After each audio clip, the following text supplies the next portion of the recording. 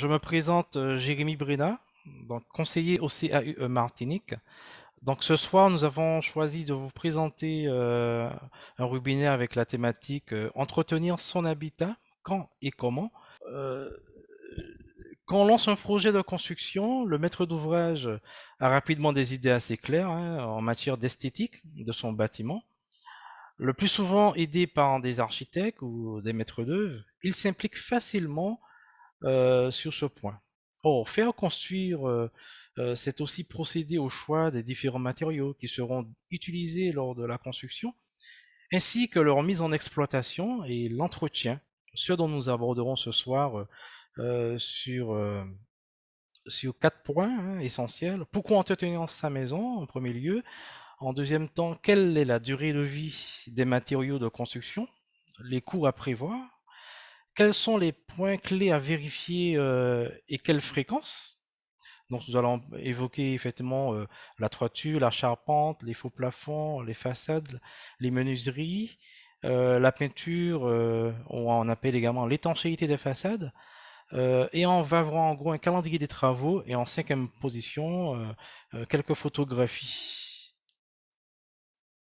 Alors, le secret d'un logement performant sur le long terme réside dans son entretien. Ah, donc, avec le temps, il faut savoir que la maison se dégrade, hein. L'entretenir, c'est empêcher cette usure, ne serait-ce que pour conserver un minimum de confort et de fonctionnement au quotidien.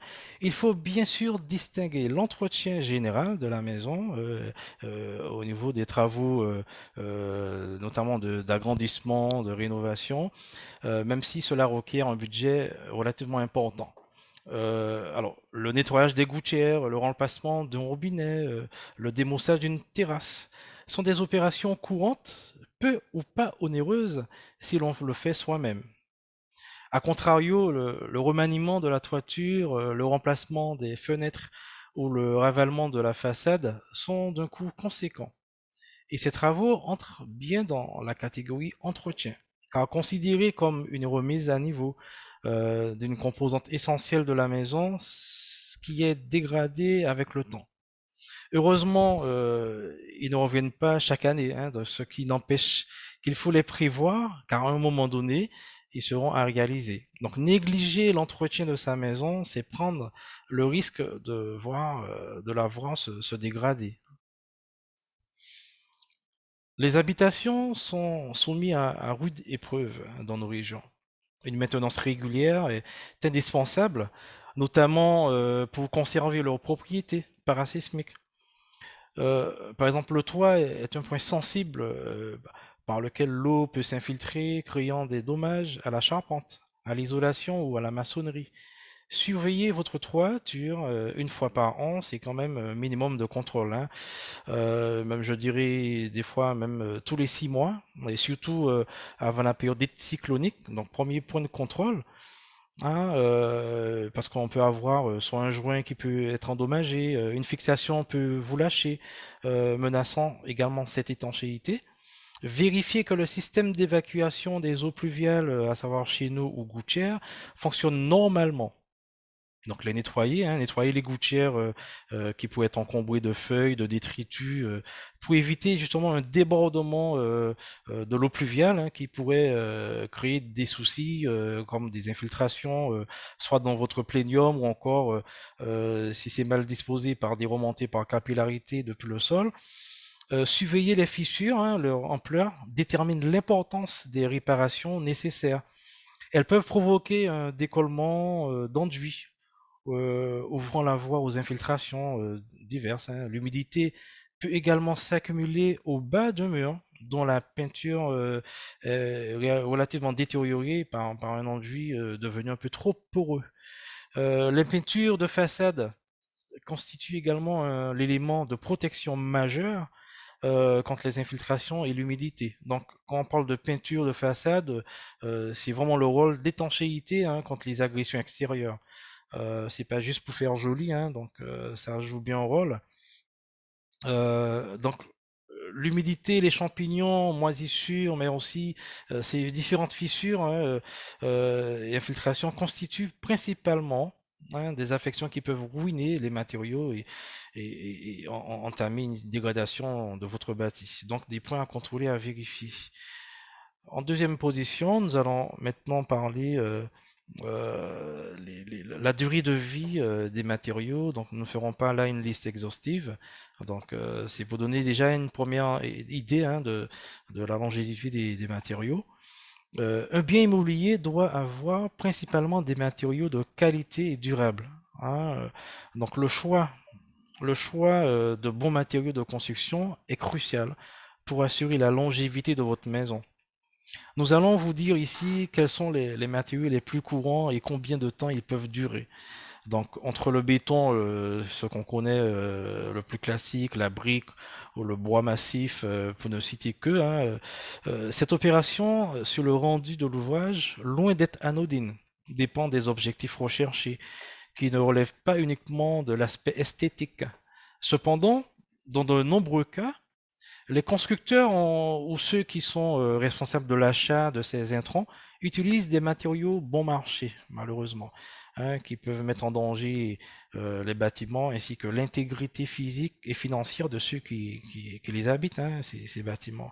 Alors, la durée de vie des composantes d'une maison, on voit ici effectivement qu'une maison peut attendre 100 ans, 100 ans, on va dire, hein.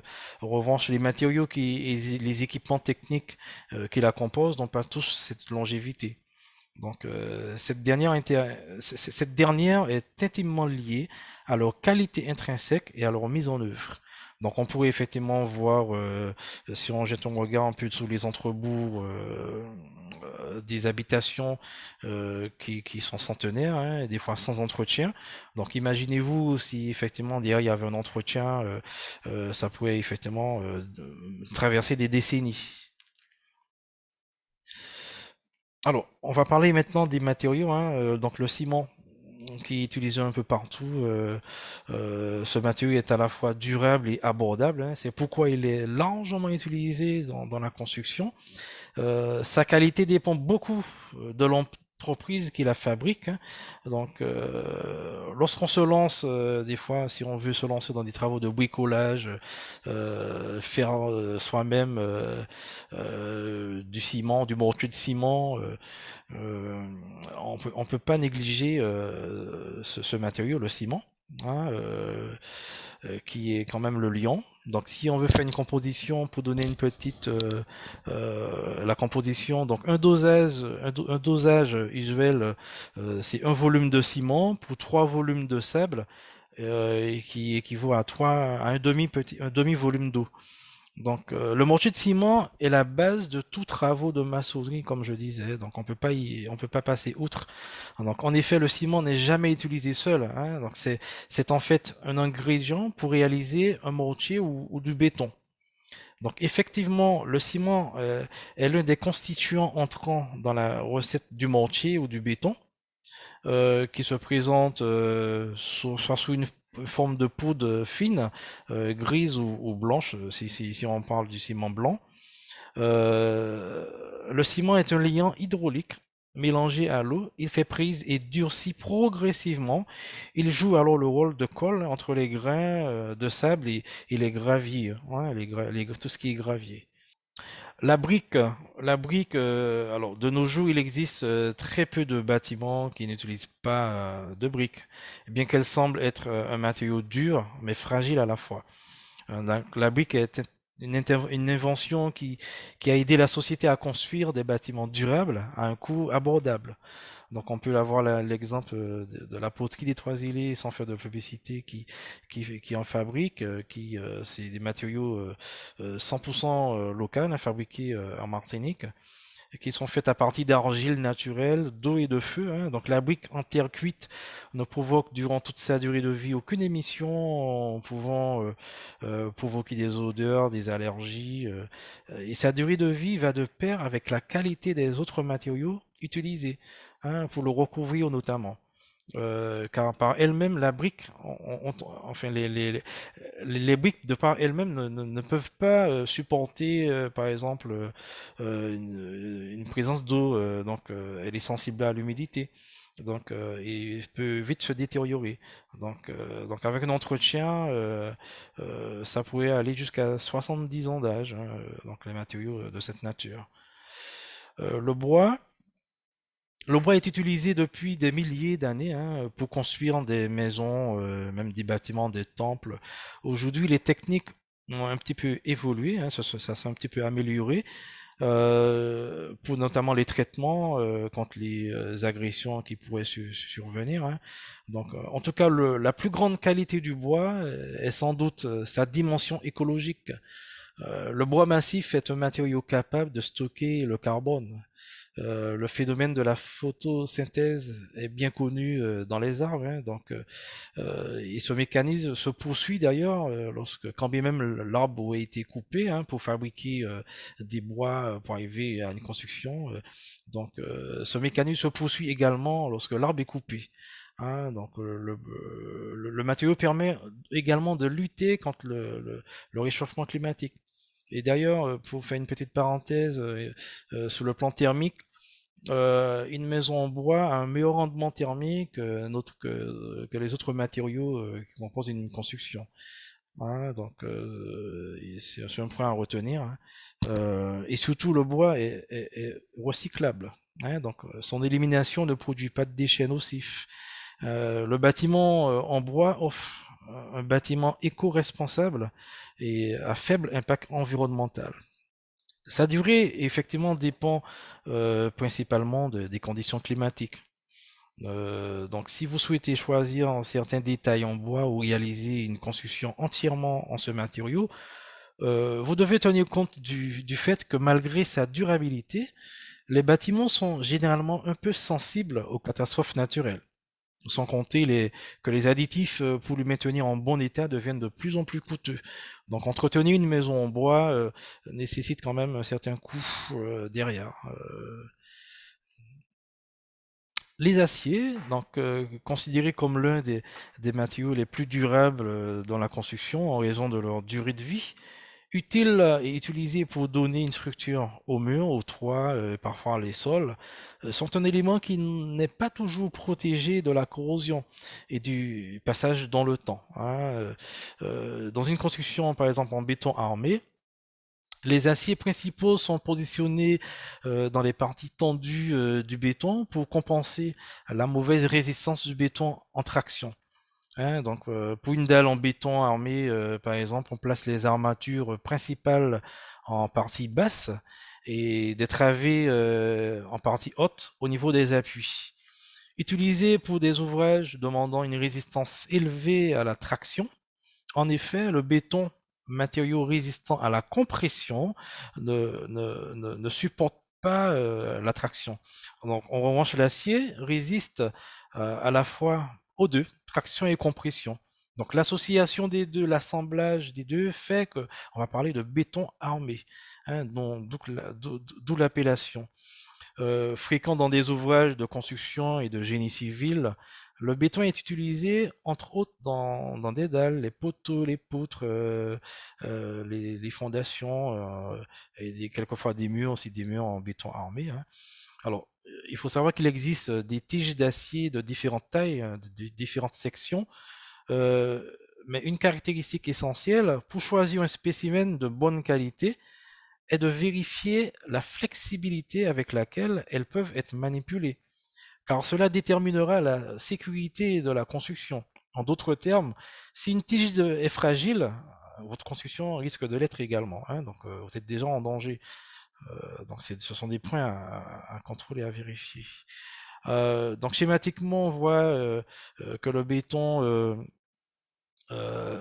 mélange béton, les aciers, hein, ça se calcule bien souvent par des bureaux d'études, hein, pour pouvoir dimensionner correctement les aciers, les bonnes sections par rapport à l'ouvrage qui serait mis en œuvre. Des fissures peuvent apparaître au niveau des parties inférieures dès lors que la contrainte à la traction générée par les charges dépasse la résistance à la traction du béton. Donc, on pourrait effectivement en bureau d'études calculer la descente des charges des matériaux, voir un peu la résistance, pour mieux calculer au préalable le dimensionnement de ces aciers. Donc l'acier joue un rôle important, l'assemblage des deux, acier-béton, voilà, qui forment le béton armé. L'aluminium, principalement utilisé dans les finitions hein, et les ornements d'une construction. Donc très pratique d'ailleurs, hein. Donc n'oubliez pas, si vous êtes en construction, de faire de bons choix des matériaux hein, qui soient pas négligeables et surtout des matériaux qui ont une capacité, comment je dirais, une capacité de durer dans le temps. Donc ce matériau peut également souffrir à la corrosion, hein, mais en raison de sa nature, vous n'aurez peut-être pas beaucoup de mal à la réparer. Si votre maison est en cours de construction, n'hésitez pas, comme je disais, à choisir ce genre de matériaux en option de finition, hein, à savoir les gouttières, les descentes d'eau, les menuiseries. N'hésitez pas à investir un peu plus dans la construction de votre maison. Tenez compte du fait qu'au final, le plus grand bénéficiaire seront vous, hein, votre famille à long terme, votre économie. Et toujours est-il, j'aime bien dire, penser peut-être à la revente, hein, donc donner un cachet à votre habitation. Les couvertures, alors j'ai fait un choix de présenter quelques-unes, hein, donc les tuiles et ardoises qui pourraient avoir une durée de vie entre 30 et 50 ans, le zinc 30 à 60 ans, le cuivre 100 ans, la tôle 10 à 30 ans. Alors, toujours est-il, bien entendu, ce sont des données un peu généralisées. Après, tout dépendra du site d'implantation. Les choses peuvent évoluer sensiblement. Le revêtement de peinture, peinture extérieure, plus de 5 ans. Intérieur, plus de 15 ans. Les enduits, plus de 10 ans. En intérieur, 15 ans. Concernant les menuiseries, alors, PVC, plus de 15 ans. En aluminium, plus de 20 ans. Les menuiseries en bois, plus de 15 ans. Les portes extérieures en bois, en moyenne 15 à 30 ans. En aluminium, 25 à 50 ans. Hein, les portes de garage en acier ou en aluminium, plus de 20 ans. Voilà présenter globalement la durée de vie de ces matériaux que nous utilisons pour nos constructions. Alors, il faut laver régulièrement cependant les menuiseries en PVC et en alu, à l'eau ou au savon, sans pour cela faire usage de produits spécifiques, hein, y compris les joints d'étanchéité des jalousies qui s'encrassent avec l'empoussièrement environnemental. Traiter également les terrasses, les balcons, les escaliers contre les mousses, toute forme de mousse. Laver les appuis de fenêtres aussi souvent que nécessaire. Contrôler les fenêtres et volets en bois, dont la fermeture normale maintient la construction saine. Les bois des fenêtres, des volets, des garde-corps ou des auvents doivent être entretenus régulièrement. Donc, ce sont des éléments, des fois, qui sont négligés, mais il faudrait quand même porter une attention particulière, hein. Alors, selon l'état du bois et son exposition, vous devrez peindre, vernir ou lazurer les bois tous les 2 ans ou 3 ans en fonction de la zone où on se trouve. Si un milieu très agressif, etc. Alors là, cependant, il faudrait opter pour des produits de qualité hein, qui évitent de procéder à des interventions un peu trop rapprochées. Donc, faire usage à des produits de qualité qui soient performants et durer, résister aux agressions qui pourraient subvenir hein, auprès des équipements en place. Euh, concernant les gonds, les grissés, et serrures de menuiserie, effectuer effectivement un grissage hein, pour pouvoir prévenir effectivement ce phénomène de frottement ou traiter aussi contre la rouille, tout ce qui serait les matériaux en métal. Alors toujours est-il, il faudrait retenir une chose, tout dépend du site où vous êtes situé. Par exemple, si vous êtes proche de la mer, faire les bons choix de matériaux. Il y a des matériaux qui sont beaucoup plus sensibles que d'autres par rapport à l'air salin. Après tout, nous sommes quand même sur une île, donc c'est très ventilé, donc les choses vont très très rapidement, d'où les contrôles excessifs sur ces différents matériaux qui ne soient pas négligeables. En matière de plomberie, évacuation et alimentation, tout ce qui est tuyauterie, plus de 40 ans. Les robinetteries, encore là, c'est une moyenne 20 ans, parce que la réalité, quand je constate effectivement, quelle que soit la marque qu'on mettra, les matériaux ne durent pas aussi longtemps que prévu, malheureusement. Euh, les baignoires et lavabos, plus de 20 ans. Les revêtements de sol en bois massif, considérés à vie, avec bien entendu un traitement, un entretien régulier derrière, hein. Les revêtements stratifiés, plus de 15 ans. Les moquettes et sols, autres sols souples et PVC, 8 à 20 ans. Le carrelage céramique et pierre naturelle, assez plus longtemps, hein, donc on va dire 100 ans en moyenne, hein. Alors, le parquet massif est un parquet qui est composé d'une seule essence de bois. Cette caractéristique fait de lui un revêtement robuste et noble. Sa mise en place est facile pour une rénovation, cependant il nécessite un entretien régulier. Pour nettoyer un parquet massif vitrifié et conserver sa brillance, un dépoussiérage quotidien avec un balai, puis une serpillière humide, pas trop humide toutefois, hein, donc il est conseillé d'utiliser des fois des produits qui sont spécifiques pour les parquets vitrifiés, pour ne pas les agresser justement, maintenir en place effectivement cette couche de brillance. Concernant les carrelages, il y a le fameux classement UPEC, UPEC, hein, qui évalue selon ces quatre critères. Le U pour l'usure à la marche, hein, donc vraiment on va parler de l'usure, de sa résistance. Le P pour le poinçonnement, c'est-à-dire un potentiel risque de déformation de ce dernier si on veut déplacer un mobilier assez lourd, etc. Le E pour l'étanchéité, donc sa résistance à l'eau. Et enfin le C pour tout ce qui serait les produits chimiques contre les agressions.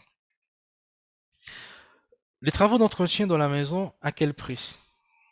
Alors, il faut savoir que les premiers gros travaux n'interviennent qu'après 5 ou 10 ans. Donc, on parle maintenant là d'une construction nouvelle. Euh, donc, il ne faut pas se dire, bon, je viens de construire, ça y est, c'est bon, ma maison elle est récente, j'ai rien à faire. Non, c'est faux. Il faut quand même suivre des éléments, contrôler régulièrement les choses. Et en faisant cela, on peut augmenter sa durée de vie, hein. Donc, on dit bien, les premiers travaux ils ne pourraient intervenir qu'à partir de 5 ou 10 ans. Euh, alors, pour financer l'entretien de sa maison, les spécialistes de l'immobilier s'accordent, pour dire qu'il faut y consacrer en moyenne 1 à 1,5% de sa valeur totale par an. Donc, un exemple, sur 10 ans, une maison qui coûterait 150 000 euros représenterait sur 10 ans 15 à 22 500 euros. Donc, on pourrait effectivement ramener ça par année, voir combien ça pourrait nous revenir, économiser annuellement pour anticiper les travaux futurs, hein. Euh, ce sont des points à faire, à analyser, hein. Quels sont les points clés à vérifier et à quelle fréquence? Alors, on a parlé tout à l'heure du parquet. Donc, en intérieur, les parquets tous les 5 à 10 ans, hein, donc à les contrôler et vérifier. Les peintures en intérieur tous les 15 ans. En extérieur, peinture si vous voulez, menuiserie, etc. à partir de 5 ans. Donc, les contrôler, tout dépend encore du site d'implantation, d'exposition. Les façades tous les 15 à 20 ans.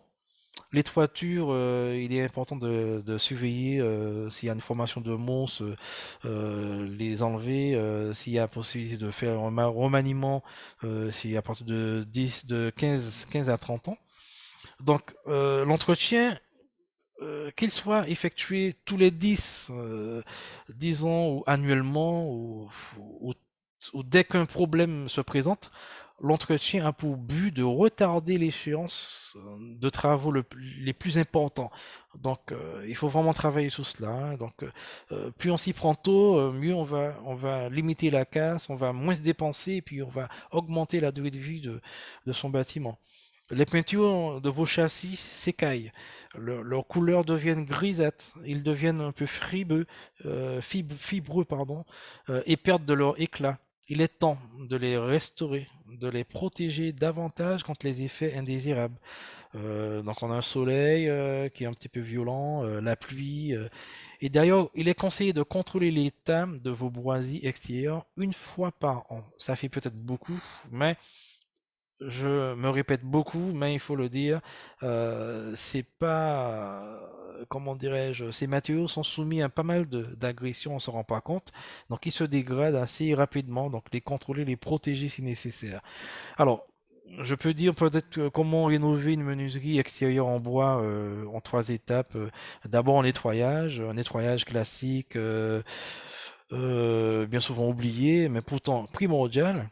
Donc, nettoyez vos châssis à l'eau claire afin de les dégraisser parfaitement. Hein. Vous pouvez y ajouter un peu de détergent ou de l'ammoniac. En deuxième point, les poncer. Hein, toujours après dégraissage. Il est indispensable d'ôter de vos châssis ces résidus de peinture, de lac, de vernis, etc. Alors cela à l'aide d'un papier, un papier de verre, ou si c'est un peu résistant, les résidus résistent un peu plus, faire usage d'un décapeur thermique pour un peu ramollir un peu les peintures en place, pour mieux intervenir et faciliter l'application. Et en troisième plan, ben, justement, appliquer soit le revêtement final, soit une peinture, un vernis, une lasure. Alors, personnellement, je suis pas très pour le vernis parce que le vernis finit par s'écailler rapidement. Donc, il serait quand même préférable d'utiliser un saturateur après ponçage qui permet justement de donner au bois son aspect naturel, de le conserver, de le protéger contre les agressions, notamment contre toute forme d'humidité. Alors, les revêtements de sol, pour ne citer carrelage, moquette, parquet, vinyle. Alors, notamment le carrelage, il est inusable. Un carrelage ne demande pas un entretien trop drastique, hein, donc, cependant, la terre cuite, un peu plus sensible, demande quand même une protection pour l'imperméabiliser. Ceci tous les 5 à 10 ans. Le parquet massif sont également inusables, mais demandent quand même un nettoyage. Et toujours est-il, tout dépend de l'essence choisie. Hein. Donc en matériaux de bois, l'avantage c'est qu'on a une panoplie d'essences disponibles et de caractéristiques différentes. Donc il faut vraiment se renseigner avant de se lancer dedans des fois. Concernant tout ce qui est stratifié, les sols en plastique et linoléum, il faut faire très attention aux usages, les produits utilisés pour les nettoyer. Hein, donc, ils sont un peu très sensibles à cela. Les peintures ou encore étanchéité des façades. Alors, l'entretien des murs peints dépend en premier lieu de la peinture. Alors, il faut savoir si votre peinture elle est lessivable ou lavable. Hein, c'est pas pareil. Par exemple, une peinture lavable se nettoie en frottant légèrement avec une éponge propre et humide. Cependant, la lessivable, on pourrait effectivement utiliser un nettoyeur haute pression sans cela mettre le pistolet trop près du support, de peur de ne pas décaper la peinture, mais en tout cas, elle peut supporter un nettoyage à haute pression. Donc, la résistance et l'esthétisme, les qualités indispensables d'une peinture extérieure, d'ailleurs l'appellation étanchéité des façades, appliquée en façade ou sur différents types de supports, la peinture subit quotidiennement des agressions climatiques. Donc, les rayons ultraviolets, la chaleur, les pluies, etc. Avant d'appliquer une peinture extérieure, il est donc nécessaire de bien vérifier à la fois son adéquation avec le support, sa capacité à résister aux intempéries. En façade, elle doit adhérer parfaitement sur la surface, laisser respirer les murs tout en empêchant l'eau d'y pénétrer et offrir une finition esthétique irréprochable. Premiers éléments visibles d'un bâtiment, bien entendu, c'est la façade qu'on voit en premier lieu. Donc elle se doit d'être belle, d'être bien rafraîchie, et pour longtemps, ceci dit. Hein. Donc le revêtement choisi pour une façade extérieure doit également s'intégrer aux couleurs du patrimoine architectural local. Donc, il y a certaines régions, peut-être pas en Martinique, mais en France, où il est exigé de pouvoir appliquer, de surveiller en tout cas ces façades, qu'elles soient toujours bien rafraîchies, de peur de subir une amende à ce niveau. Alors, dans les deux cas, un petit lavage régulier permet de conserver ces peintures hein, propres pendant une bonne dizaine d'années. Après, il est nécessaire de repeindre ou de changer de décor avec un produit adéquat, adapté selon nos choix. Hein. Donc voilà. Surveiller la charpente et faux plafond. Une surveillance visuelle est nécessaire. Ouais, votre charpente est un peu le squelette de votre maison, de votre habitation.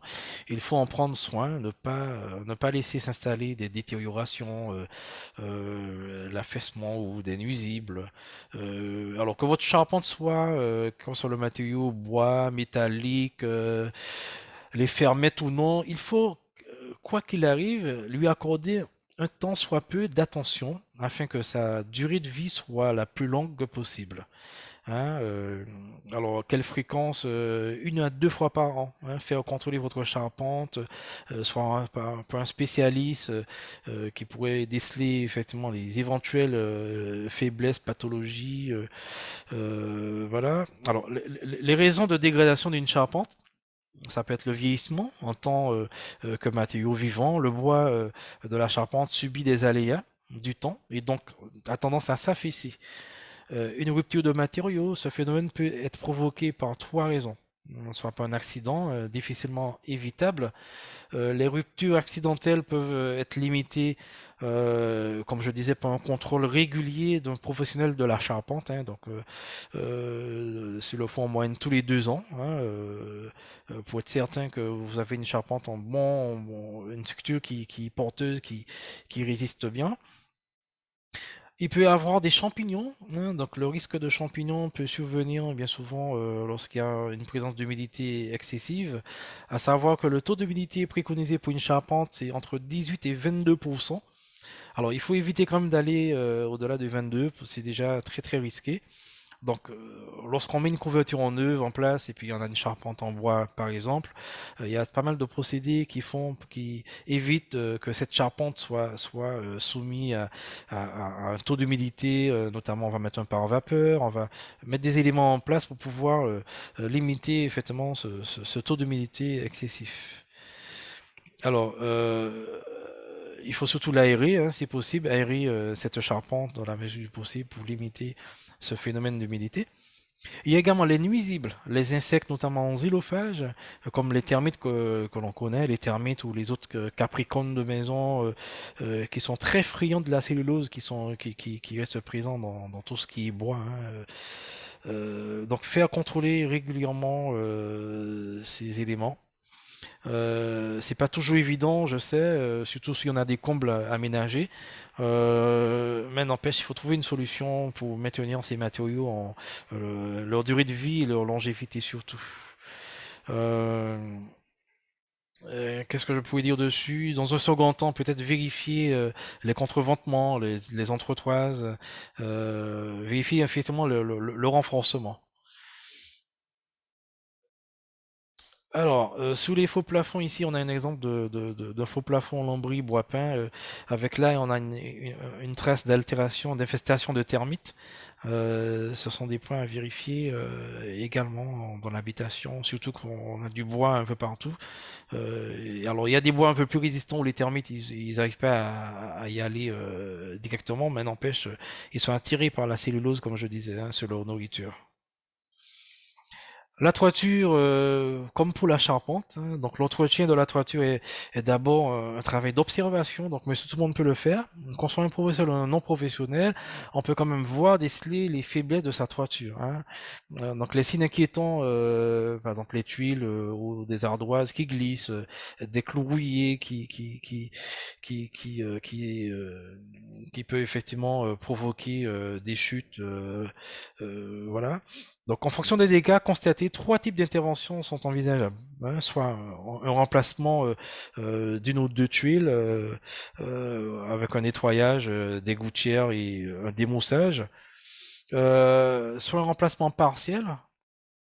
Hein, donc, pour faire effectivement ces étapes-là, il faut d'abord, préalablement, jeter un regard constant, vérifier, contrôler l'état de sa toiture.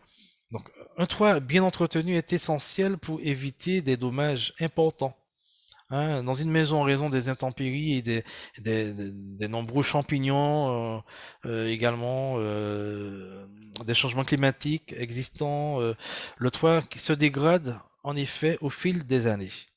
Donc justement un toit qui serait percé, qui fuit, et admettons que les propriétaires ils n'ont pas connaissance de cela, cette toiture fuit, dégrade la charpente, si c'est une charpente en bois, augmente en taux d'humidité, développement de moisissures, de champignons, etc., etc., et finit par s'effondrer. Et, c'est vraiment le pire, quoi. Donc à contrôler régulièrement. Surtout si c'est une charpente qui n'est pas du tout visible, hein. Donc, faire un contrôle tous les 2 ans. Donc, également le nettoyage de votre toiture de manière régulière, hein, selon la fréquence qui vous conviendrait. Ouais, est également possible de vérifier s'il y a des trous, comme je disais, qui provoquent des fuites d'eau. Euh, donc, une toiture, c'est l'élément primordial d'une maison, hein. Donc, il faut d'abord travailler sur cette partie. Donc, la rénovation d'un toit tient compte du coût de la main-d'œuvre et du coût des matériaux. Donc, qu'on ait de la tuile, de la tôle, etc., les coûts ne sont pas pareils. Donc, d'où l'importance de bien contrôler ces matériaux en œuvre pour pouvoir anticiper et limiter la casse, hein, comme je dis. Euh, Si on s'y prend tôt, on va moins se dépenser et on va augmenter sa durée de vie, voilà, dans le temps, hein, toujours raisonner comme cela, dans cet esprit. Ici, on voit un peu schématiquement une façade. On va présenter un peu la façade, les potentiels risques qui peuvent survenir sur une façade. Comment vérifier cela, en tête de mur, les joints, les remontées par capillarité, les efflorescences en façade, les remontées par capillarité, etc., etc. Donc, il y a des points singuliers à contrôler sur une charpente, sur une façade, pardon, pour comprendre quelles seraient les faiblesses et comment réagir rapidement pour éviter une pathologie trop importante et qui va derrière en nécessiter de travaux de ravalement un peu trop lourds, des réparations, d'étanchéité avant. Donc, vraiment contrôler ces aspects. Euh, Même si c'est exagéré, mais il faut le faire. Euh, et cela à partir de 5 ans, je dirais, entre 5 et 10 ans, vraiment jeter un regard sur votre façade, sur vos façades, voir un peu les faiblesses. Euh, Quand la peinture commence à se dégrader légèrement, donc là, il faut commencer déjà à réagir, hein, rapidement. Donc on peut avoir, bien souvent on parle de remontée par capillarité, hein, capillarité verticale, mais on a également des capillarités horizontales. Donc, à ne pas négliger. Donc, la façade, entretenir sa façade, c'est protéger la structure de la maison de l'humidité, et qui est d'ailleurs l'ennemi numéro un du bâtiment. Donc, entretenir sa façade, c'est aussi une question d'esthétique. Avec le temps, les salissures apparaissent. Pour éviter le développement de mousse, un brossage ou un nettoyage haute pression s'impose. Euh, Comme je disais, comme on l'a vu déjà, donc il y a il y a plusieurs types de supports, hein, plusieurs types de peinture. Donc, à savoir si sa peinture est lessivable ou lavable. Donc, il faut vraiment faire la différence, hein. Donc, en cas de micro-fissure, justement, le remède est l'élimination des parties friables, puis le rebouchage avec un produit adapté à sa nature, hein, par rapport au vêtement. Je disais tous les 5 ans, hein, tous les 5 ans, contrôler cela, faire un nettoyage, vérifier l'état des fissures, si fissures il y a, reboucher ces différentes fissures selon leur importance. Euh, il n'y a pas de petit contrôle, donc tout est pris en considération. Véritablement, lorsqu'on a une maison, on doit vraiment faire le tour sur tous ces aspects et quitte à se faire accompagner par un professionnel, mais au moins porter un regard sur son habitation, hein, c'est son patrimoine, il faut quand même s'y intéresser. Donc, En matière de bardage bois, tout dépend pareil de l'essence du bois. Il y a plusieurs essences différentes. Donc le bardage bois des fois grise, hein, donc naturellement, et rien n'oblige à lui appliquer un traitement.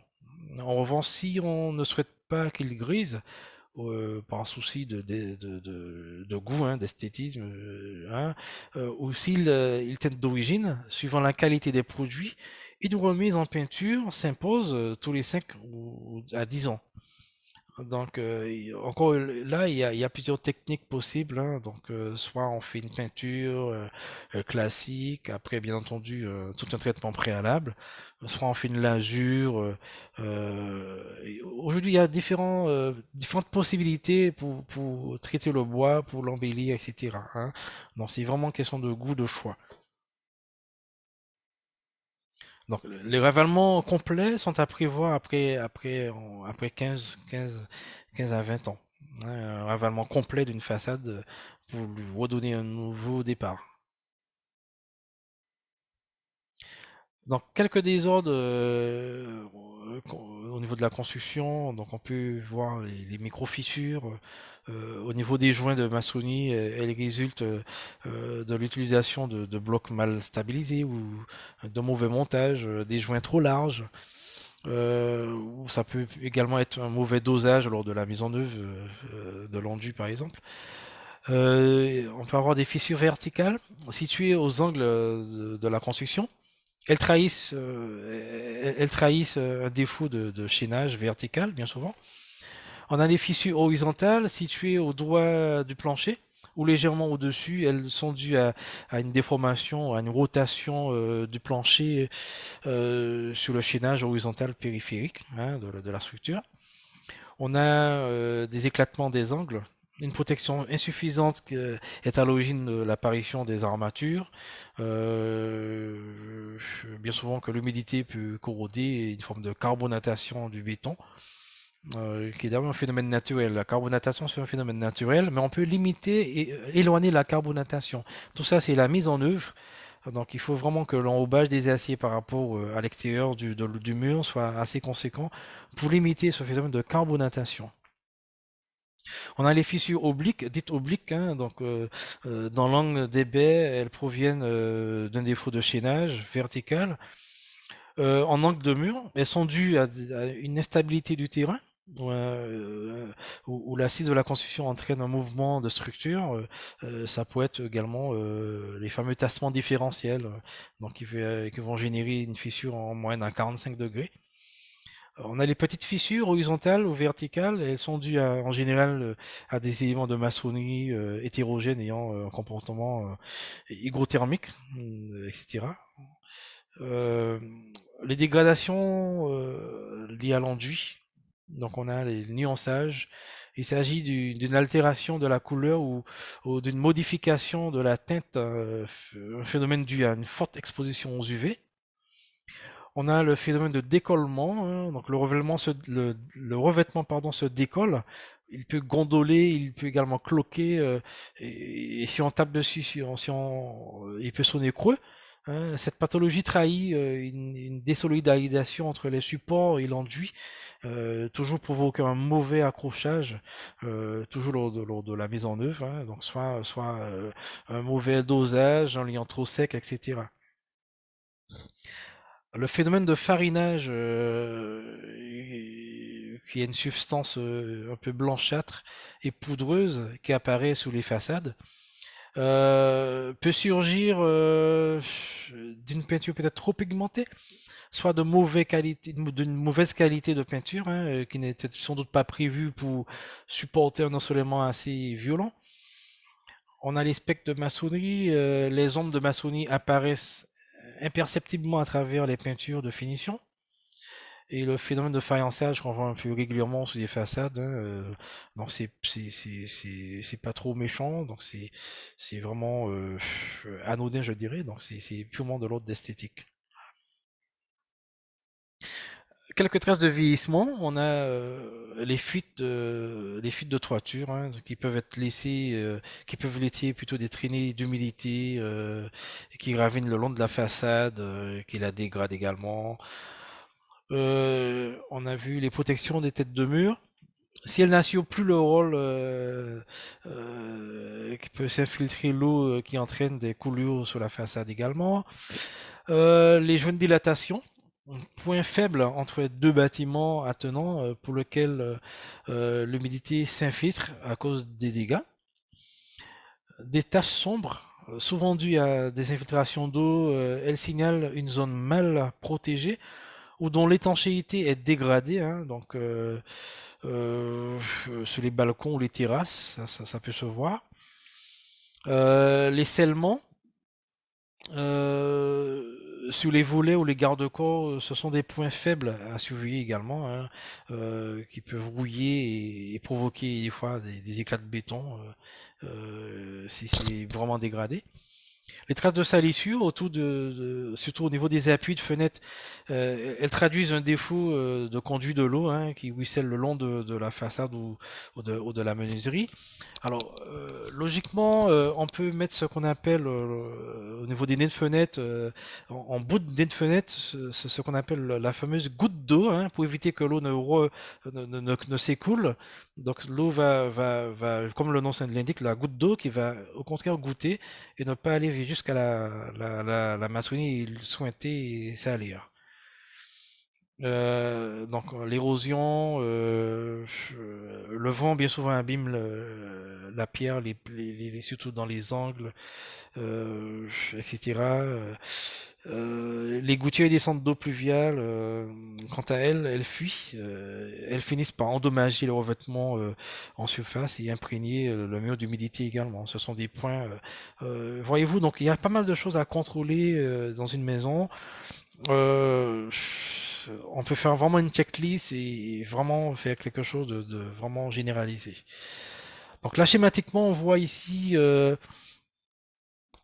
les différents points qui peuvent toucher une maison. Donc on a en partie haute infiltration accidentelle par les fenêtres de toit.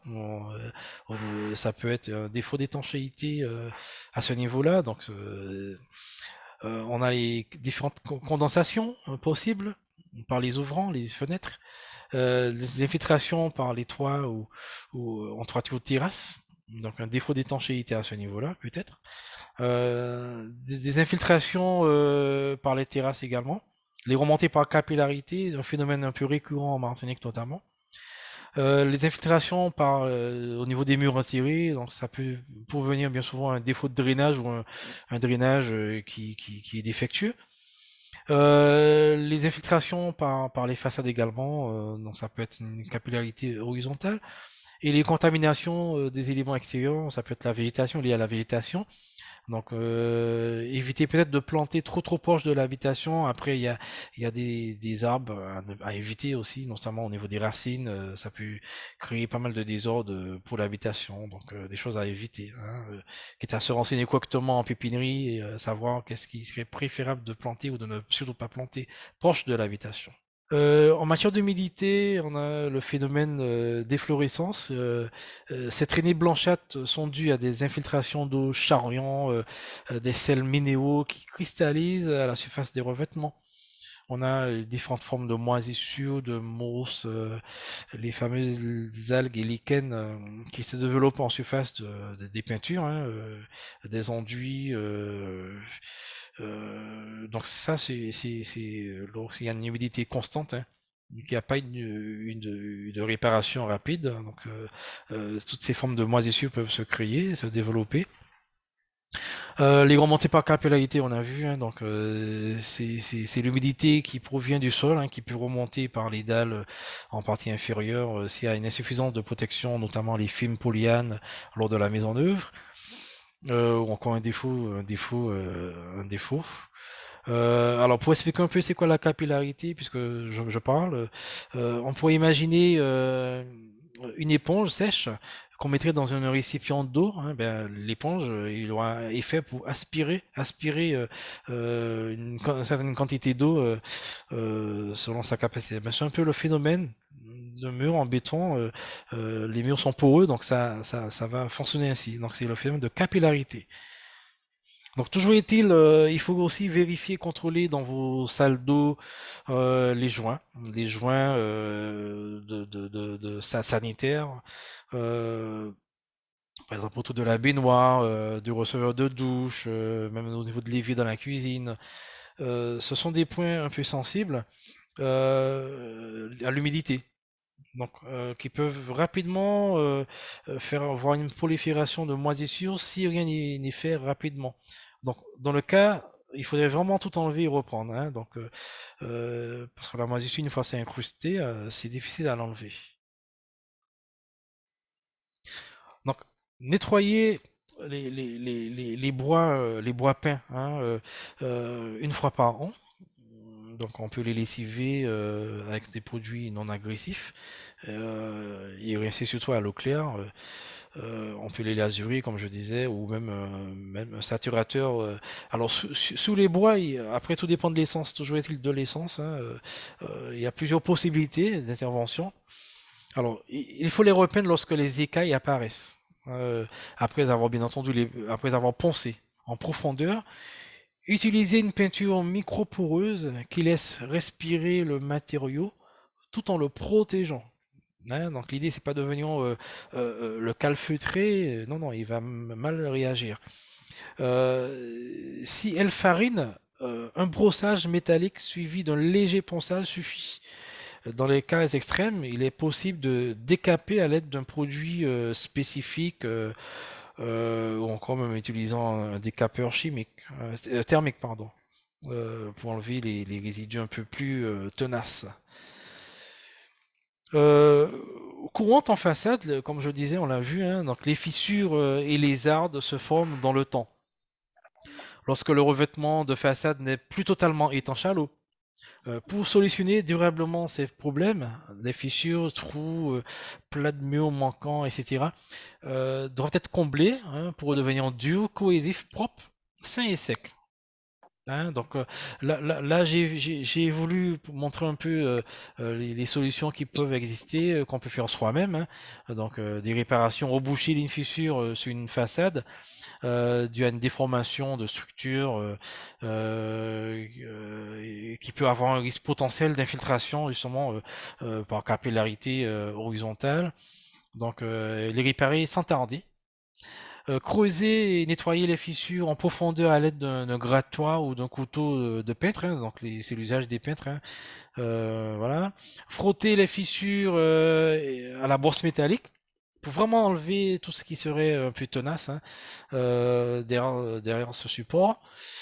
Dépoussiérer soigneusement à l'intérieur des fissures, hein, avec une balayette, hein, une brosse, voilà, histoire de pouvoir enlever la poussière. Même on peut même souffler si on a de quoi souffler, hein, pour enlever vraiment l'ensemble des poussières. Une fois cela, on pourrait maintenant imposer un mastic à l'aide d'un pistolet fait pour cela, hein, pour combler un peu l'ensemble des fissures, des cavités. Et à l'aide du doigt, simplement, soigneusement, passer le doigt pour vraiment boucher toutes ces fissures et nettoyer ceux qui débordent avec un chiffon sec. Alors, la solution peut être, lors de la pratique, pour éviter que ça ne vous colle au doigt, donc il y a une solution, c'est d'utiliser peut-être du liquide vaisselle, hein, simplement ça, du liquide vaisselle, mettre sur votre doigt, pour éviter que ça n'adhère trop sur votre doigt. Et le tout est fait. Hein, alors, là, on a des solutions déjà toutes faites, hein, qu'on peut trouver en quincaillerie, en cas de crevasse, hein, de plus de 2 mm de large. Il est, il faut prévoir la pose d'un patch ou d'une bande armée en toile de verre pour conforter durablement sa réparation. Donc, comme je disais, ça existe, hein, déjà. Donc, il y a les calicots qui existent, qui sont déjà prêts à l'emploi. Donc, c'est pas très compliqué. Il suffit de lire clairement, correctement la notice explicative. C'est très très bien expliqué et tout le monde peut s'y mettre pour vraiment, quitte à se faire accompagner par un pro, mais on peut quand même s'y lancer et faire un entretien soi-même, quoi. On va rapidement passer un calendrier des travaux qui n'est toujours pas exhaustif, mais au moins montrer un peu ce qu'on peut faire. Alors, pour revenir sur la toiture, ce qui est primordial, comme j'aime dire, une fois par an ou tous les 6 mois.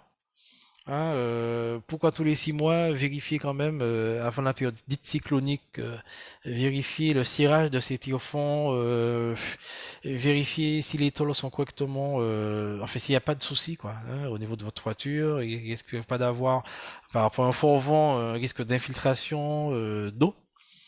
Vérifiez vos gouttières, vos descentes d'eau, qu'il n'y ait pas de feuilles, de détritus qui boucheraient un écoulement naturel de l'eau. Hein, j'ai déjà vu une maison qui s'est inondée parce que la gouttière était, le chéneau était plutôt bouché. Donc l'eau s'est refoulée dans le plénum qui a inondé la maison. Donc ce sont des points à contrôler. Donc portes et fenêtres une fois par an, donc les nettoyer, hein, surtout les vitrages, les joints à l'eau claire simplement, c'est largement suffisant. Hein. Euh, une fois par an, dégager les gorges récupérées d'eau, hein, tout ce qui est drainage, etc. Par curage ou aspiration. Par exemple, en matière de menuiserie, nettoyer les chariots, les rails, si vous avez des baies vitrées, hein, fenêtres ou portes coulissantes, les nettoyer. Hein, nettoyer les parties métalliques également de vos portes et fenêtres qui soient parfois équipées de pièces métalliques visibles telles que un seuil en aluminium, une bavette en tôle laquée, etc. Tout dépend des matériaux en œuvre, si c'est de l'aluminium, si c'est par exemple de l'aluminium anodisé ou une surface laquée, il faut faire attention aux produits utilisés pour ne pas les dégrader. Hein. Par exemple, tout ce qui est laqué, il faut éviter d'utiliser des produits très agressifs comme de l'essence, de l'acétone, de l'alcool ou toute forme de produits acides. Il faut éviter cela pour ne pas dégrader davantage la texture du matériau.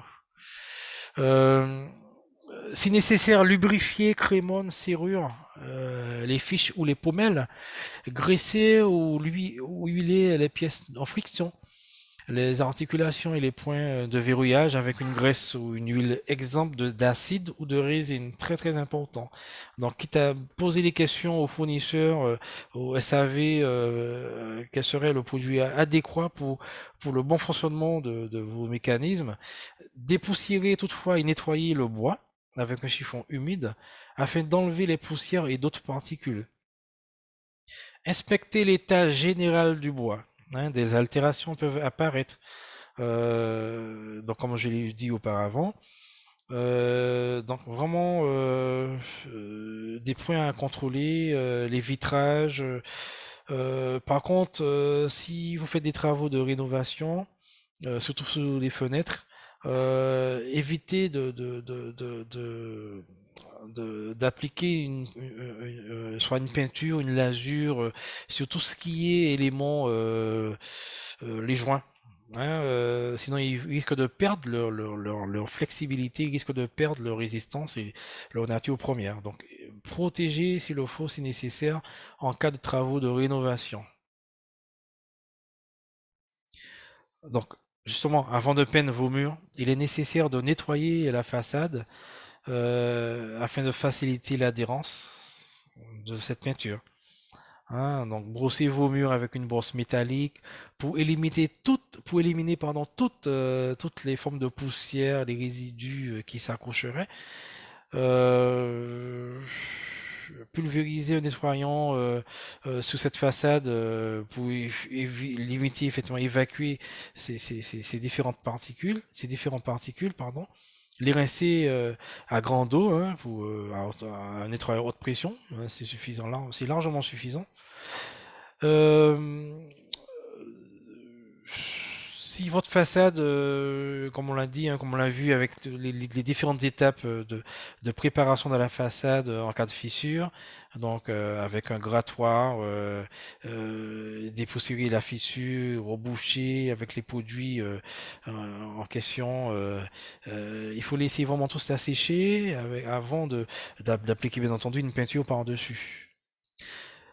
Donc, appliquez sur les bords de vos ouvrants, hein, des différentes ouvertures, boiseries, un ruban de masquage, hein, pour éviter de trop déborder pour l'esthétique d'ailleurs, hein, quitte à étaler une bâche de protection au sol ou encore des papiers journaux, ce que vous disposez, hein, qui serait le plus approprié pour vous. Si votre façade est neuve, il est nécessaire d'appliquer un fixateur de fond, hein, donc un sous-couche, avant d'appliquer la peinture définitive. Donc commencez déjà par dégager les angles avec un pinceau à rechampir, on dira, hein, donc ce que utilisent les peintres. Continuez avec un rouleau brosse pour toute la façade, hein, pour l'ensemble de la façade. Laissez en tout cas sécher 3 à 4 jours, hein, avant d'appliquer la peinture finale.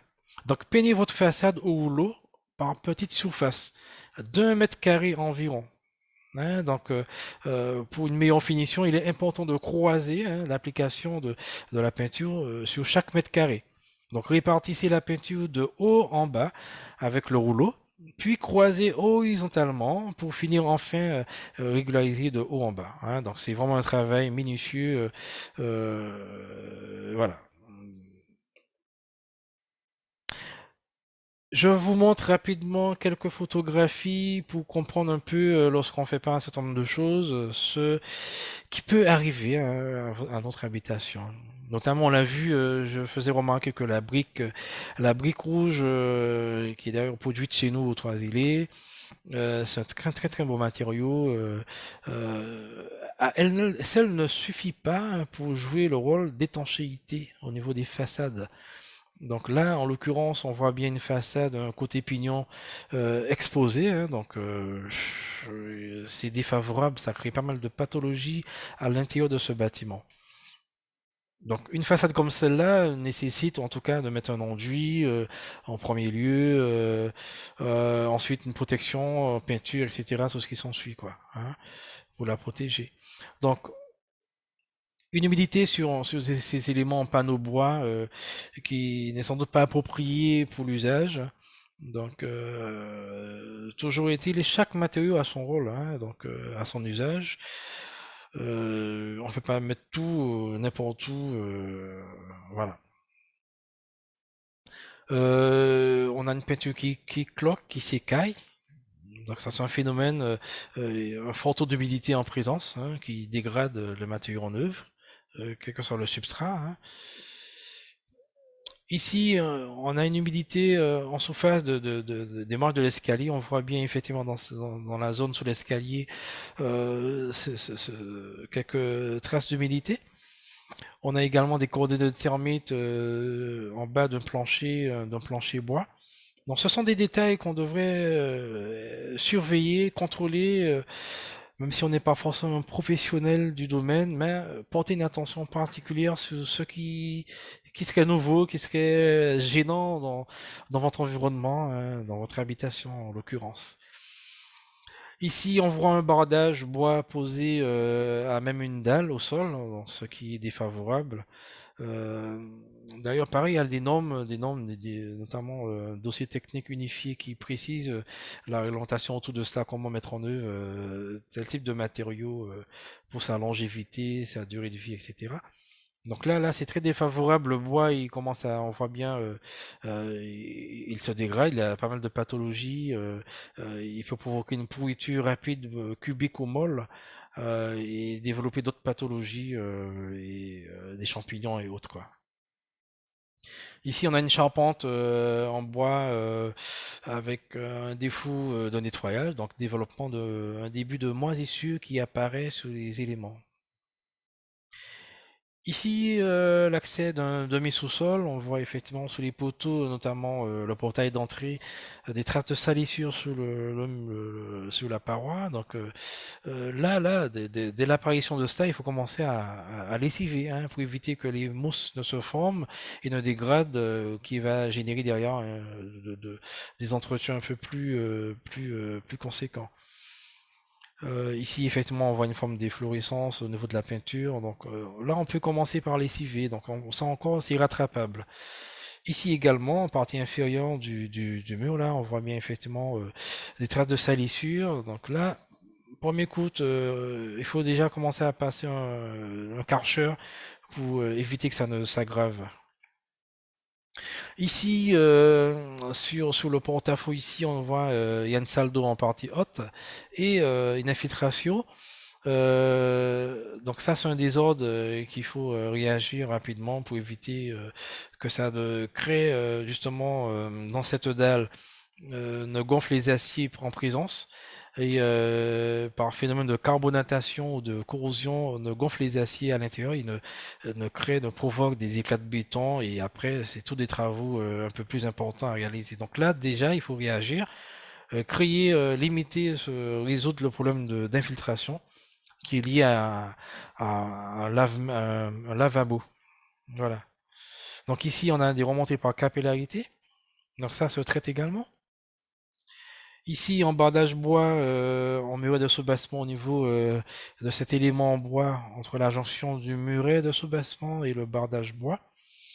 Donc, ce sont des éléments à contrôler. Donc, on voit effectivement que le joint de silicone commence à craqueler. Donc, c'est un point à contrôler rapidement avant que ça ne s'aggrave. Là, le phénomène de carbonatation d'éclats de béton qui se précise, hein, donc avec un fort taux d'infiltration qui n'a pas été résolu en temps et en heure. Donc ça dégrade et ça crée d'autres pathologies. Ici, une couverture en toiture en tôle. Donc on voit un ensemble de tire-fonds bien assemblés, hein, donc à faire contrôler. Comme je disais, en moyenne tous les 6 mois, voire chaque année. Voir un peu si les tire-fonds sont correctement serrés, si l'ensemble des éléments sont présents, notamment les capuchons, ceux qui jouent un rôle sur l'étanchéité. Quand bien même certaines personnes me diront, oui, avec l'ensoleillement, les capuchons, ça dure pas 2 ans. C'est vrai, c'est une réalité, mais n'empêche, ils ont un rôle quand même à jouer dans leur structure, dans leur composition. Voilà, j'en ai fini pour ma présentation, donc j'espère que ça vous a plu et en tout cas la parole vous est donnée. Donc n'hésitez pas à poser toutes les questions nécessaires. Je ferai l'effort de pouvoir y répondre dans la mesure du possible. Donc vous avez droit à la parole maintenant. Voilà. Très bien. Je me demandais, après avoir vu toute cette présentation, Oui. je me demandais, est-ce que c'est pas à cause du fait que les matériaux qu'on utilise, ou peut-être enfin, les peintures, ou je ne sais pas trop quoi, est-ce qu'elles sont vraiment adaptées à notre réalité en Martinique? Très Pourquoi je bien. pose cette question-là? Oui, c'est une Parce bonne que j'ai vu question. à Oui. d'autres endroits des structures qui, je ne sais pas, j'ai l'impression qu'elles ne vieillissent jamais, qu'elles ne prennent jamais, qu'elles n'ont jamais aucun problème. Donc, c'est pour ça que je pose cette question, en fait. Alors effectivement, c'est une très très bonne question. Ce que Monsieur Tout le monde devrait faire, c'est pas forcément s'en tirer sur quiconque, signer aucune enseigne, c'est pas l'idée. Mais bien souvent, on voit des promotions sous des peintures, ben on va rapidement aller acheter et puis appliquer. Alors il faut savoir que chaque type de peinture a un rôle précis en fonction du support qui devrait supporter cette peinture en justement. Alors, je prends un exemple. Si on se trouve peut-être à Balata, l'usage qu'on va faire d'une peinture, c'est pas la même, c'est pas le même usage que si on habite par exemple au Vauclin. Hein, les supports sont différents, les préparations pour les supports également. Il y a une préparation. Il faut vraiment s'y préparer, trouver les bons produits, quitte à se faire accompagner. Il est quand même recommandé avant d'acheter une peinture, si on parle de la peinture quel usage qu'on pense en faire. Hein? Si c'est intérieur déjà ou extérieur, déjà une peinture intérieure n'est pas valable pour l'extérieur. Une peinture destinée au bois n'est pas valable pour une peinture, pour un support en maçonnerie. Il y a tout pas mal d'éléments à prendre en considération avant d'utiliser un produit. Hein? Donc déjà se renseigner au niveau du fournisseur, qu'est-ce qui est préférable et praticable pour mon usage. Voilà. J'ai répondu? Oui, merci. Très bien.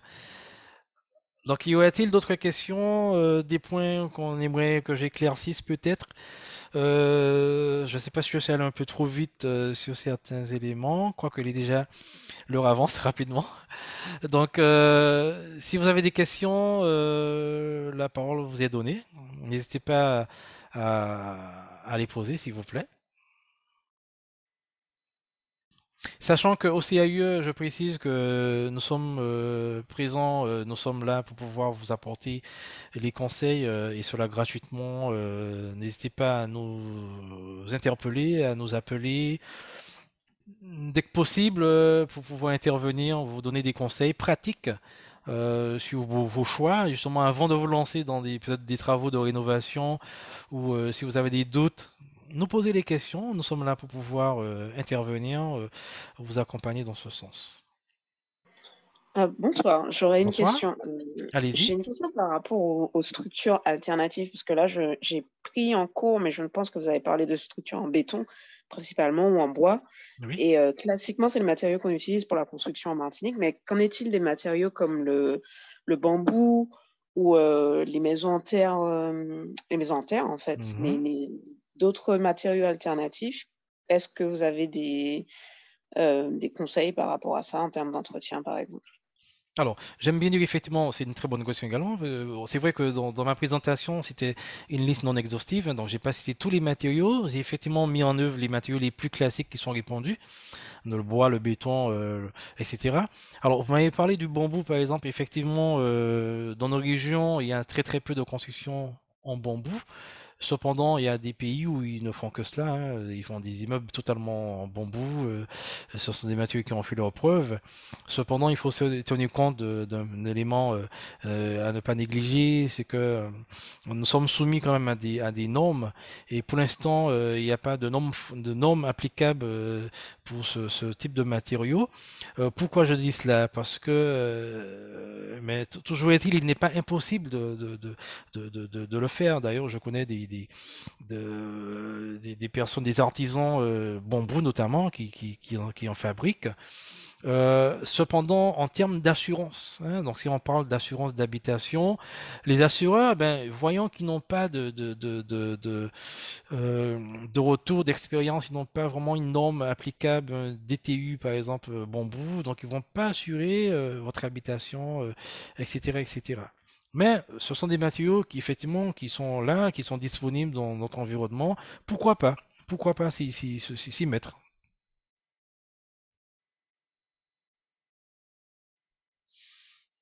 J'ai répondu? Ouais, donc en fait, il n'y a pas de données qui vous permettraient en fait de répondre à ce niveau-là parce qu'il n'y a pas suffisamment on va dire, de retour d'expérience en fait par rapport à ça, par rapport à leur Alors, entretien dans des. Alors, d'après mes connaissances, il y a quelques études dessus, hein, notamment sur le bambou, hein. Donc, ils font des études un peu poussées pour savoir un peu s'ils peuvent le labelliser, voir dans quelle mesure on peut définir ce matériau comme un vrai matériau de construction, comme un peu la brique, par exemple, voyez-vous. Donc, à l'heure où on parle, c'est pas le cas, mais toujours est-il, on peut faire usage du bambou en matériaux complémentaires d'une construction. Peut-être on peut utiliser le bambou pour une double paroi. On a une maison existante déjà et puis on veut créer une double paroi pour une protection solaire. Donc on peut embellir un aspect design, on peut faire des auvents, des casquettes, voyez-vous, on peut faire des câbles, des carbets en bambou. Mais comme je vous disais, une assurance va pas jouer le jeu tant qu'il n'y a pas en main une fiche technique présentant effectivement les caractéristiques mécaniques du bambou. Ok, C'est un peu ok. cela, hein, Et je c'est suppose un que peu pour ça. la Terre, c'est pareil en fait. Alors pour la terre, effectivement, on va parler du torchis. Il y a des techniques qui existent, hein, qui ne sont peut-être pas encore applicables dans nos territoires. Alors je connais notamment une jeune entreprise qui s'est créée, qui fait un concept de maison avec des titres isolantes, hein, avec en bois, une enveloppe en bois et à l'intérieur de la terre qui effectivement fait office d'isolation. Donc c'est un procédé, c'est une technique qui est mise en œuvre pour pouvoir jouer sur l'aspect thermique du bâtiment. Donc, il existe, je pense, des données, mais il faut vraiment creuser. Et puis, je pense qu'on est dans l'ère du temps où on peut innover. Il ne faut pas s'arrêter sur ce qu'on connaît. Hein, voir un peu solliciter d'autres éléments qui sont potentiellement là, quoi. Tout à Euh, fait, tout à fait. L'entreprise en question, c'est une entreprise locale. Vous auriez son oui, nom par hasard? oui, bien entendu, bien entendu, bien entendu. J'ai pas retenu réellement son nom, mais ce que je pourrais vous proposer, c'est de nous recontacter. Comme ça, je pourrais vous mettre en relation peut-être avec elle, hein, pour pouvoir un peu en savoir un peu plus ce qu'elle propose, ce qu'elle présente comme structure, hein. Ok, d'accord. Mais ce sont des choses qui sont un peu aussi écologiques, hein, des matériaux qui sont pas très polluants. Voilà quoi. Il faut vraiment tabler dessus, jouer sous l'aspect pollution dans le temps. Voilà quoi. Et est-ce que selon vous, ça demanderait un entretien qui serait plus conséquent que les maisons actuelles ou finalement ça s'équilibrerait avec peut-être avec plus de recherche, avec plus de connaissances? C'est-à-dire qu'à l'heure actuelle, on sait mieux entretenir, je suppose, du béton et des matériaux classiques, mais est-ce qu'avec le temps, finalement, en termes d'entretien, on ne serait pas sur quelque chose de plus gérable au niveau individuel avec des matériaux plus naturels, en fait, que des matériaux où chaque personne n'a pas forcément la compétence pour, justement. Alors justement, c'est vrai, par exemple, pour revenir sur le bambou, il y a plus de techniques pour la conservation du bambou, pour sa durée de vie.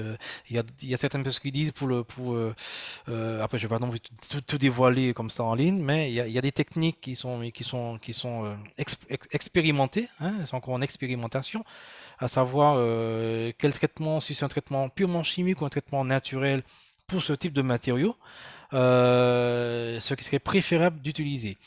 Concernant le béton, ce qu'on connaît, encore les maçonneries, briques, parpaings, etc., je dirais qu'il y a une certaine négligence, hein, donc on ne sait pas forcément tout faire et en temps et en heure. Donc il n'y a pas non plus de matériaux éternels, ça n'existe pas. Donc quel que soit le choix que vous ferez pour le matériau en question pour votre habitation, ça nécessite derrière hein, un entretien régulier, observer, voir un peu s'il y a des choses anormales qui se présenteraient, etc., etc. Il faut savoir également que nous sommes sur un territoire avec pas mal d'aléas. Donc, il faut tenir compte de ces différents paramètres également. Tenir compte également des normes en vigueur. Nous sommes sur une île avec des phénomènes, notamment violents, cycloniques, qui sont de plus en plus violents. Donc, tenir compte de ces différents paramètres-là, là, c'est vraiment un vrai sujet de discussion au niveau des aléas par rapport aux habitations qui existent et ce qu'on pourrait imaginer comme nouveaux matériaux à mettre en œuvre. Donc voilà. Donc je pense qu'il y a pas mal de points à voir sur cela.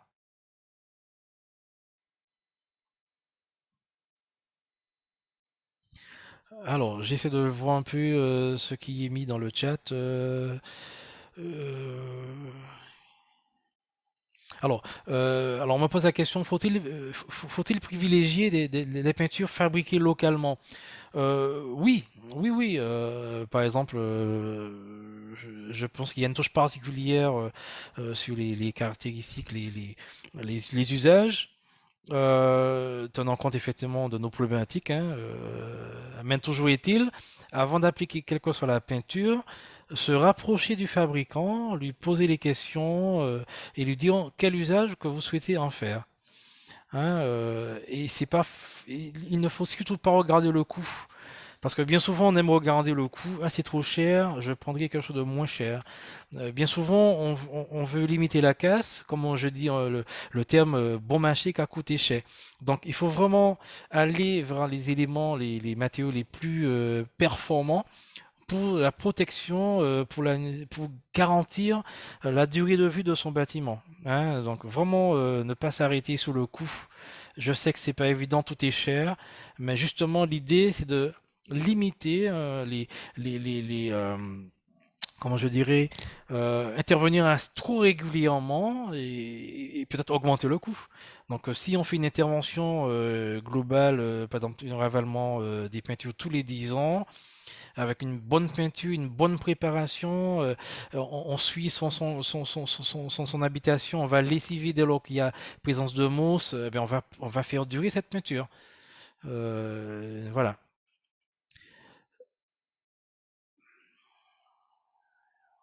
Alors, on me pose la question, les constructions en structure métallique, vous en pensez quoi? Alors j'ai eu cette question effectivement cette question cette semaine.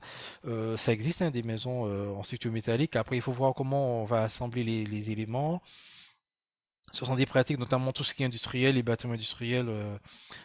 C'est des structures qui se fabriquent en usine et ils viennent installer directement comme un puzzle sous le chantier par un système de boulonnage.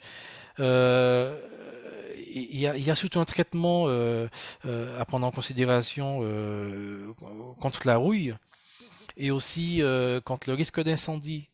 Ce que beaucoup de personnes négligent, c'est que une construction métallurgique, est beaucoup plus sensible à un incendie qu'une construction en bois, par exemple. Parce que le métal, face à un incendie, dès 1500 degrés, il perd toute sa résistance mécanique et va s'effondrer. Et d'ailleurs, pour preuve, s'il y a un incendie dans un bâtiment, les pompiers, avant d'intervenir, ils vont demander un certain nombre d'éléments, si possible, aux propriétaires ou les personnes qui pourraient apporter ces renseignements. Donc, les pompiers, ils vont pas intervenir dans un bâtiment si le bâtiment est en feu, si ce dernier présente une structure métallique. Donc, et tout dépend de la durée, depuis quand il y a le départ d'incendie. Ça, c'est des éléments à retenir. Complètement une charpente en bois, en feu, ben, ils peuvent intervenir parce qu'ils savent que le bois va se rétracter mais va pas perdre en résistance immédiatement. Alors, on me pose la question, vous parlez de normes, est-ce que vous renseignez également sur ces points? Ça dépend, qu'est-ce que vous entendez par renseigner sur ces points? Donc, on est quand même sensible aux normes qui existent hein, par rapport aux différents produits. Il y a notamment des DTU pour tous travaux pour toutes les étapes, je dirais, dans la construction. Il y a des normes précises pour chaque, que ce soit pour les fondations, le gros œuvre, second œuvre, carrelage, etc. Il y a des DTU hein, qui sont là. Ce sont des dossiers techniques unifiés qui permettent de pouvoir savoir comment mettre en œuvre tel ou tel type de matériaux. Également pour l'aspect assurance. Parce que derrière, il faut savoir si, après une construction, s'il y a une malfaçon, pour savoir si l'assurance joue le jeu, si c'est l'assurance du poseur, etc., etc., s'il y a malfaçon ou encore si c'est un désordre. Si votre assurance, votre multirisque d'habitation intervient, ou si c'est l'assurance de l'entreprise. Donc, ce sont comme des points à relever. Alors, l'azurer une façade en bois peint est-il suffisant? Faut-il appliquer un saturateur? Alors, comme j'expliquais, tout dépend déjà en premier lieu de l'essence. De quelle essence s'agit-il? D'une part, se renseigner à savoir qu'est-ce qui est préférable. Alors, d'un bois à un autre, le comportement est également différent. Également, le choix vous appartient, toute question de goût. Il y a des gens qui préfèrent une lingerie, d'autres préfèrent le bois 100% naturel, sans aucun additif. D'autres préfèrent vernir, d'autres préfèrent peindre ou même un saturateur. Alors, euh, en l'occurrence, le pain. Le pain, je dirais pour le pain, il vaut mieux mettre une bonne protection étanche, parce que le pain, il est beaucoup plus sensible aux UV, plus sensible aux infiltrations, aux projections d'eau. Hein, donc son vieillissement pourrait être accéléré. Si vous mettez une lasure, il faudrait quand même suivre ça très très très rapproché. Tout dépend encore de votre site géographique, où vous êtes situé. Si vous êtes au François, au Vauclin, au Aubert, c'est différent que si vous êtes au Morne-Rouge, par exemple. Alors, le saturateur, son avantage à lui, c'est-à-dire que il suffit simplement de poncer le bois. Encore si il est dans son état naturel, on vient appliquer le saturateur qui va le protéger. C'est comme un film protecteur qui va derrière éviter qu'il y ait une pénétration de projection d'eau qui va venir le dégrader. Donc c'est un peu l'idée. Alors, quelle spécificité pour les maisons en bord de mer, métaux, etc., s'il vous plaît? Alors, la question est très claire, hein, j'ai envie de dire, il faut limiter tout ce qui est métal. Il faut bien faire le choix des métaux lorsqu'on est proche de la mer, hein. Donc, euh, voilà. Pour vous donner une idée, j'habite à 3 kilomètres en vol d'oiseau de la mer, je vois la mer. J'ai fait les choix de matériaux assez résistants, notamment de l'alu, et il y a quand même des altérations au niveau de certains points. Même des projecteurs, des luminaires qui sont censés être étanches, qui sont protégés. J'ai des cas de condensation, de corrosion en matière en périphérie des luminaires. Donc il faut faire des bons choix des matériaux, quitte à limiter tout ce qui est sous forme de métal. Donc voilà. Après, il n'existe pas de matériaux éternels, de matériaux, mais c'est vrai qu'il faut faire le choix en fonction de sa zone géographique. Aussi, ce sont des éléments non négligeables. Alors, on me parle de couches, combien de couches qu'il faudrait appliquer? euh, Tout dépend de l'essence, tout dépend de comment le bois il est en présence. Euh, en général, avant d'appliquer, que ce soit une lasure, un saturateur, alors plus tout ce qui est lasure et peinture, il faut d'abord mettre une protection sous l'élément bois. Hein, genre un fixateur, il faut appliquer une ou deux couches en fonction de l'imprégnation parce que le bois a tendance à absorber la première couche. Donc il faut d'abord observer, appliquer une première couche, attendre un peu, voir comment ça se comporte, et appliquer une seconde si nécessaire. Hein, il n'y a pas vraiment Après, une fois qu'on a appliqué cela, pour les peintures en surface qui vont faire l'office de protection d'étanchéité, là on peut mettre une ou deux couches. Toujours est-il vérifier un peu l'aspect, hein, l'aspect de finition. Alors, pour le bambou, nous sommes plusieurs à y travailler. C'est normé dans plusieurs pays, mais, mais pas en France. Tout simplement, le bambou qui pousse en France hexagonale n'est pas constructible, contrairement à celui de la Martinique. Oui, pas en France. Je ne parle évidemment pas du vulgarisme, mais du guada, etc. Bon, c'est vrai, c'est un sujet un peu délicat. Et, mais on peut effectivement en parler. Donc, en Martinique, on va parler du bambou endémique en Martinique, c'est le vulgaris. Euh, on peut en faire des choses par rapport à sa taille, sa dimension, sa flexibilité, et puis sa technique de mise en œuvre, comparativement effectivement au guada qui est beaucoup plus énorme à manipuler, etc. Et puis, paraît-il, il n'est pas très approprié en termes de plantation parce que on peut avoir des rhizomes un peu plus loin par rapport à là où on a planté, comparativement au vulgaris. Mais moi je suis pour effectivement un développement dans ce sens pour pouvoir apporter une technique nouvelle en matière de matériaux nouveaux. Et aussi avec un impact écologique, c'est une touche particulière, hein. Oui, c'est vrai, la résine, j'ai parlé sommairement sur la résine. Oui, c'est une bonne protection. Après, il faut voir comment l'appliquer, hein, sous quelle forme l'appliquer et puis où l'appliquer. Donc, il y a des solutions. Il y a des solutions. Alors, concernant les sargasses, quel matériau en cas de sargasse? Je ne saurais vous répondre à ce niveau. Je ne saurais pas vous répondre. Je vous dirai pas n'importe quoi. Euh, on est encore en observation, je pense, hein. Il y a des appels à projets sur des recherches, toujours sur quoi mettre en œuvre pour se protéger de ces algues marines naturelles, je dirais, hein. Donc, je ne peux pas donner réponse ce soir, en tout cas, à cette question. Désolé.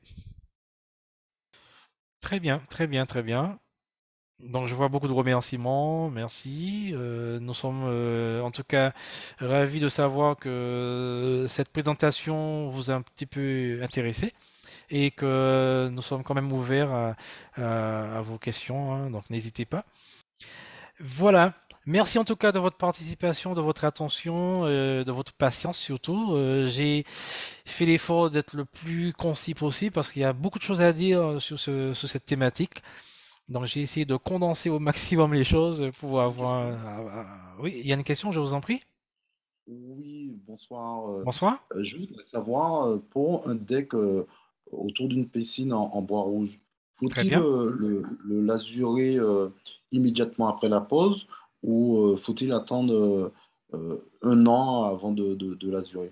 Alors, bonne question. Enfin, de saturer, je voulais dire. Très bonne Autant pour moi. question. Alors, déjà, il faut savoir, avant l'achat de votre deck, où vous l'achetez, hein, quel est votre fournisseur, et surtout poser la question à votre fournisseur, est-ce que c'est un bois qui est déjà suffisamment sec ou c'est un bois qui est récemment coupé? Ça, c'est très très important. Pourquoi je dis cela? Parce que si c'est un bois, on va dire un peu fraîchement coupé, il n'a pas encore, il s'est pas encore totalement acclimaté. Il n'a pas encore pris ses bonnes formes. Et si on le met en œuvre, on risque d'avoir des problèmes. Il va se tordre que lorsqu'il va sécher au soleil, par exemple, s'il est bien exposé autour d'une piscine. Ça, c'est première question à poser à votre fournisseur. Deuxième question, c'est-à-dire effectivement pour éviter qu'il ne perde en teinte, qu'il ne perde sa teinte naturelle. Le bois rouge, il est beau, il est magnifique, le bois rouge. Donc, je vous conseillerais en tout cas de le saturer au lieu de le lasurer. Plutôt le saturer. D'accord. Et immédiatement ou il faut laisser quand même du temps. Pas trop de temps, parce que si vous laissez trop de temps, il est exposé au soleil, il risque de pâlir. Et vous allez D'accord. perdre l'avantage d'avoir l'aspect rouge du bois, justement le bois, l'appellation de bois rouge. Vous risquez de perdre cette tendance, cette couche en surface qui paraît très rouge, quoi. Voyez-vous? Il risque de pâlir, de griser, quand même c'est du bois rouge, il risque de griser. Bien exposé au soleil, les UV vont le griser. Alors ça ne veut pas dire lorsqu'il va griser qu'il va perdre en résistance, du tout pas. Bien au contraire. D'accord? Mais c'est vraiment l'aspect esthétique qu'on recherche là, hein. Très bien. Je vous remercie pour la réponse. Je vous en prie. Donc en tout cas, je vous remercie à tous qui vous êtes connectés, qui avez participé à cet échange avec nous aussi ailleurs. Donc nous sommes, comme je disais, présents tous les jours, hein, donc aux horaires d'ouverture. Vous pouvez nous joindre soit sur notre site internet, par téléphone, nous suivre de près, hein, voir un peu tout ce que nous pouvons vous proposer. Nous sommes là pour vous accompagner et au mieux que possible. Voilà. Merci à tous. Merci de votre participation. Une bonne soirée et voilà. À très bientôt.